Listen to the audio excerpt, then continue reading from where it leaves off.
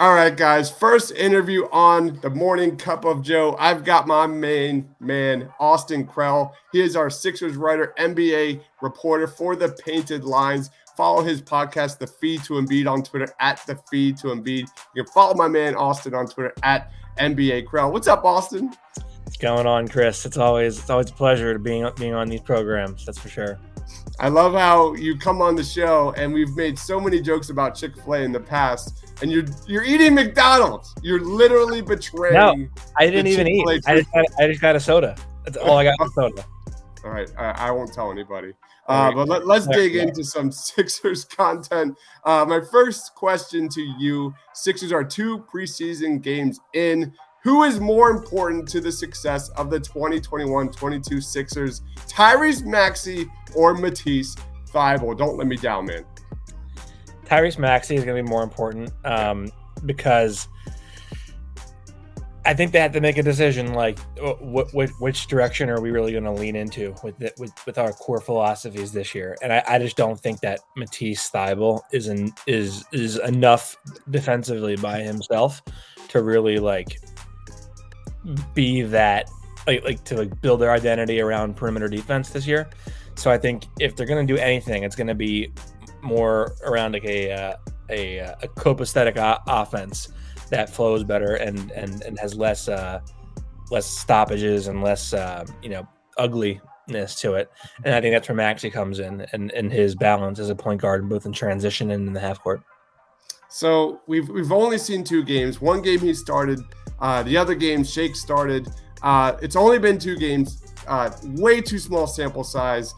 Is Tyrese Maxey best suited starting on this Sixers team in 2021? Do you have any vibes so far? Yeah, it's interesting. Doc has spoken very highly of Shake Milton.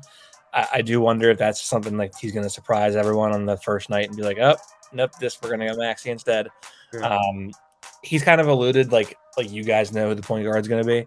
So I can't really get a feel. What I would say is Shake, or that neither of them looked great in the first game at all. And Maxey looked really good second game. I think one of the problems they're going to run into with Shake as a starting point guard is they're going to have slow starts to games, because there are times if it's a more physical defender or a more athletic defender, it's just going to be someone who is going to pick him up in the backcourt and really going to put pressure on him and make it hard for him to get up the court. And that was something that Toronto did, and he struggled with it. He was turning the ball over with live ball turnovers, and they were getting out in transition with the Raptors. So I think it's something where you might have a by committee type thing. Like you'll see who's hot and what matchup is more favorable. I think if it were me, it's a really hard question to answer, because I think you can make the argument, well, maybe we can afford to have a little bit of worse point guard play in our starting 5 if we have Joel and we have Tobias and whatever.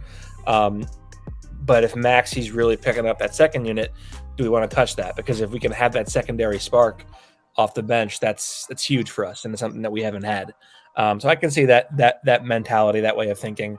I think if you want to put your best 5 on the floor, I would probably go with Maxey. All right. Next question. How do the Sixers pick up the slack on the defensive end without Ben Simmons? And how does that impact Doc Rivers' system from last year? We all know they were among the top, at least when they were healthy, among the top defensive efficiency teams in the NBA in 2021. What do you expect without Ben Simmons, and where do you see this team evolving in terms of their identity? Yeah, so I think number one might see less switching, just because switching is just targets. All that is just targeting defense. When offenses know you're switching, they're just going to be, well, let's find Maxey, or let's find Seth Curry, or let's find whomever and target them and try to get this matchup and go to work on that. So I think you might see less of that potentially. I also think you might see just a little more zone, because if you don't have like they had Ben Simmons playing the roamer position last season, and that was effective because he could come out of nowhere and really like make extra rotations and throw offenses out of whack just by being in the right spot at the right time and on time.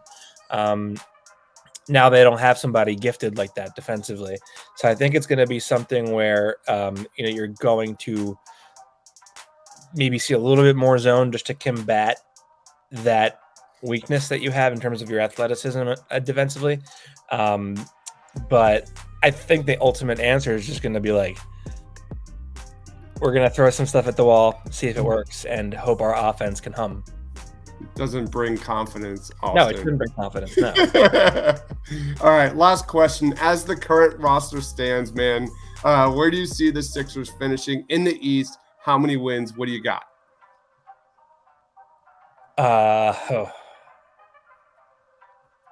I'll go. It's tough, man. There's so much unknown to this roster. I would go 46-36. Okay. 6th or play-in game is what I would say. All right. That is my main man, Austin. Austin, where can we find you? What do you got going on, dude? You can find me at thepaintedlines.com.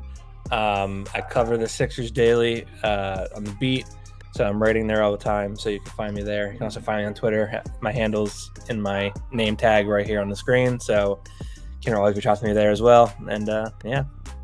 That is Austin Krell. Go follow him on Twitter at NBA Krell.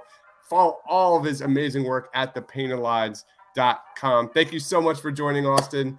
I'm sure you'll be on more and more as we continue and evolve Morning Cup of Joe. Thanks, Austin. Thanks for having me, Chris.